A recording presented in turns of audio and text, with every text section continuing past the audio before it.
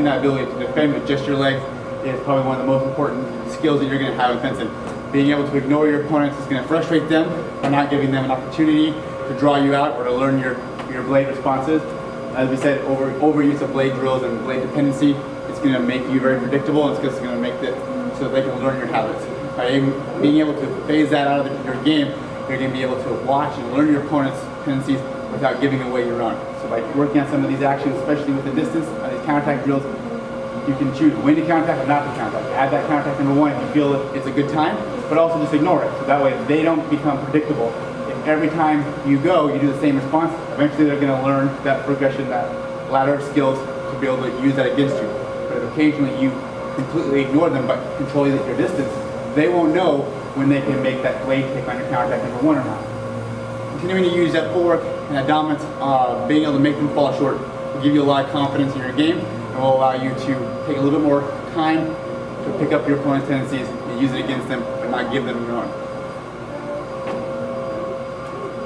So the real key to the counterattack number two is keeping your weight forward and jumping on your opponents just as they fall short. In fact, almost anticipating that they're going to fall short.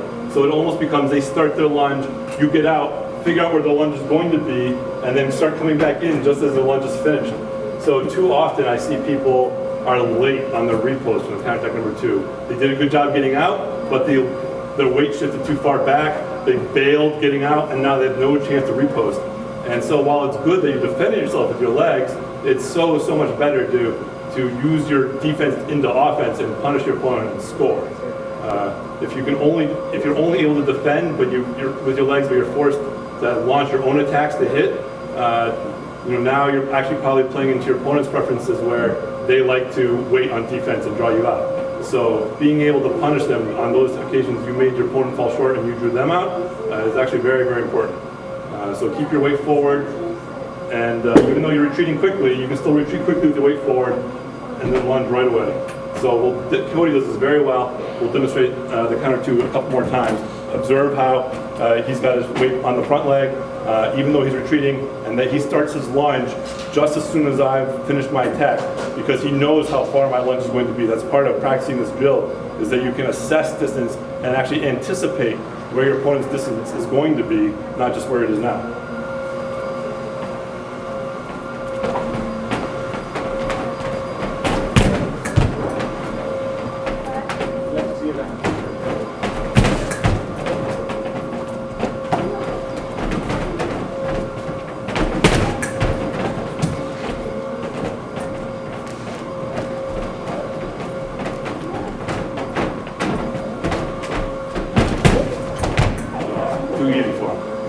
Again, the key here is to be able to anticipate it, so you'll almost notice, you watch that, I'm trying to almost anticipate his forward motion to get out earlier and quickly. I want to be able to quickly get away, get down and load that leg, because I'm actually starting while he's just finishing his lunge. That way he doesn't have time to go. You see it with shadowing drills all the time.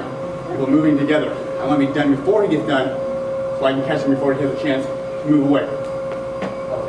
Yeah, those shadowing drills where you follow your opponent and you're like a half step late, those are death. But if you shadow with anticipation and are actually just a quarter step out in front of your opponent, that's then very powerful. And you can steal those moments to launch your attack when your opponent is basically defenseless because they've committed themselves to their attack.